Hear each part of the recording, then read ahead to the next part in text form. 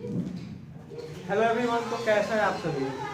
तो आपके इंग्लिश का जो एग्ज़ाम है वो 5 तारीख को होगा साइंस का, और आर्ट्स का 6 तारीख का।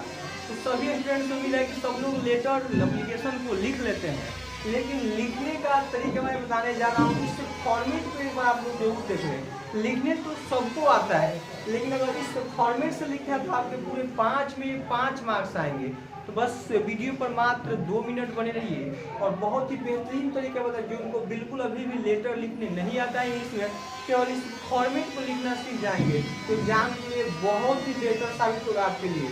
तो लेटर दो तरह का आपके एग्जाम में आएंगे एप्लीकेशन, एक आएंगे फॉर्मल और एक इनफॉर्मल। फॉर्मल मतलब किस पर आएगा? ऑफिशियल लेटर, मतलब क्या होगा, या तो किसी प्रिंसिपल के पास, हेडमास्टर के पास, सीएम के पास, डीएम, यानी ऑफिशियल लेटर आएगा। या दूसरा होता है इनफॉर्मल लेटर। इनफॉर्मल लेटर क्या होगा? माँ के पास, सिस्टर के पास, भाई के पास, अंकल के पास जब लेटर लिखना होता है तो उसको इनफॉर्मल लेटर लिखना होता है। तो आप एग्जाम में कौन सा लेटर लिखें? तो आपको एग्जाम में लिखना होगा फॉर्मल लेटर, यानी ऑफिशियल लेटर। बहुत कम में लिखना होता है और आपको बहुत ही बेहतर होगा आपके लिए। तो आप लिखे कौन सा? Formal letter. देखिए, सबसे पहले आपको क्या करना होगा, तो सबसे पहले एक पूरा फुल पेज लीजिए, किसी हाफ पेज से मत स्टार्ट कीजिए, एक नया पेज लीजिए, अपने एग्जाम हॉल में जाइए तो और पूरे पेज को लीजिए, और सबसे पहले आप जिसको लिखना चाहते हैं वहाँ हेडिंग कर दीजिए।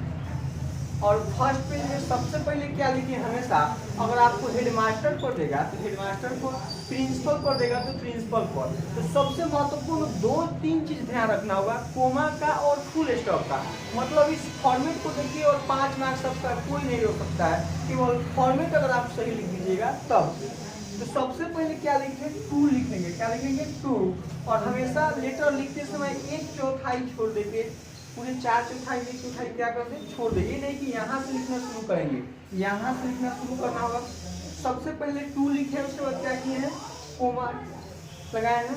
टू लिखने के बाद कोमा का ध्यान दीजिए। उसके बाद अब उस पैराग्राफ में कुछ नहीं लिखना होगा, उसके अगले पैराग्राफ में, अब इसके सामने नहीं, इससे कोमा के ठीक सामने नीचे आएंगे बगल में, अगर प्रिंसिपल के पास नहीं हो द प्रिंसिपल, हेडमास्टर होगा तो द हेडमास्टर, अगर सीएम होगा तो द चीफ मिनिस्टर, जो होगा उसको लिखेंगे। उसके बाद पुनः फिर कोमा लगाएंगे, और उसके अगले लाइन में उनका जगह का है।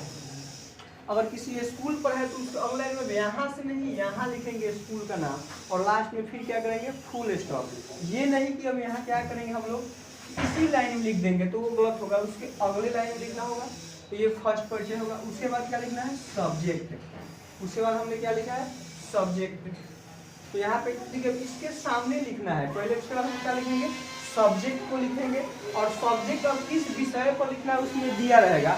सब्जेक्ट को जरूर दिखाइए कि आप किस विषय पर, क्योंकि एप्लीकेशन यानी फॉर्मल लेटर में सब्जेक्ट सबसे महत्वपूर्ण होता है। यहाँ से आपके 1 मार्क्स, ये 2 मार्क्स पूरा होंगे। तो यहाँ से क्या होगा? दूसरा मार्क्स कहाँ? सब्जेक्ट के पास, सब्जेक्ट दिखाना होगा। उसके बाद क्या, ठीक इसी के सामने, ये नहीं कि अब इधर उधर करना होगा और अंत में आ जाना होगा, फिर सर लिखकर कोमा लगाएंगे। एक पैराग्राफ यहाँ छोड़ने के बाद क्या लिखेंगे? सर और कोमा लगा देंगे। अब इस लाइन में कुछ नहीं लिखना है। फिर अगले पैराग्राफ में क्या करेंगे? इसके हम सामने नहीं, इस कोमा के ठीक सामने क्या लिखेंगे? Must respectfully and humbly. पुनः फिर क्या किए हैं?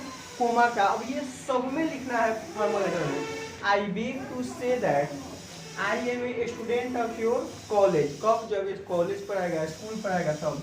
उसके बाद फिर क्या किए हैं? Full stop. अब किस सब्जेक्ट को यहाँ दर्शाए हैं उस सब्जेक्ट को अपने से 1-2 लाइन बताना होगा, किस लिए इस पत्र को लिख रहे हैं, उतना आप जरूर लिख सकते हैं।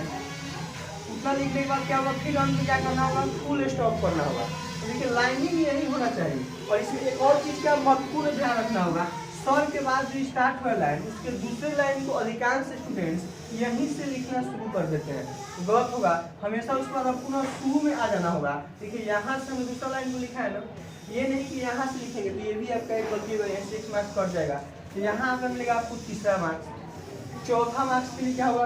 पुनः हम क्या लिखें? अब थोड़ा सा आपको रिक्वेस्ट करना होगा, छुट्टी के लिए आभार व्यक्त करना होगा जिनके पास लिखे हैं। तो क्या लिखे हैं? मस्ट के ठीक सामने में, यहाँ नहीं, थोड़ी सी इधर जगह बचना चाहिए। मस्ट के ठीक सामने क्या लिखे हैं? सो। अतः लिखते हैं हिंदी में ना, फिर कोमा लगाएंगे, I request you to please अब क्या करेंगे, छुट्टी ले रहे हैं कि किस चीज़ को फंक्शन कराना है या जो भी हो उसको आप फिर दर्शाना होगा यहाँ पे। और फिर उसी में full stop I will always be obliged to you sir. अब इस लाइन को सब में लिखना होगा अंत में, यहाँ तक फुल स्टॉप हो गया। अब इस लाइन को भी आपको सब में लिखना होगा, यानी जितना ये क्या ये फॉर्मेट है इस फॉर्मेट को आपको लिखना ही है।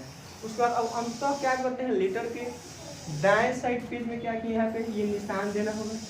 अब योर नहीं क्या लिखना है, योर्स फेथफुली ओबीडिएंट जो लिखना होगा, योर नहीं क्या लिखना होगा, योर्स। कोई यहाँ पे कोमा लगा देता है, अपॉस्ट्रोफी एस का यूज करता है, कोई एस लिखता ही नहीं है, तो यहाँ आपको अंतिम मिलता है 1 मार्क्स। यानी पूरा हर एक स्टेप पर नंबर मिलता है। फर्स्ट 1 मार्क्स, 2 मार्क्स, 3 मार्क्स, यहाँ मिलकर 2 मार्क्स यानी 5 मार्क्स। इसमें 2 मार्क्स आता है, यहाँ पे 3 मार्क्स और 2 यहाँ 5 मार्क्स। जहाँ ये आपको फॉर्मेट यानी फॉर्मेट पर ही मार्क्स मिलता है। तो उसमें अभी और महत्वपूर्ण क्या ध्यान रखना होगा, नेम लिखना होगा, क्लास, रोल नंबर और साथ ही साथ देखिए अपना नाम लिखना होगा।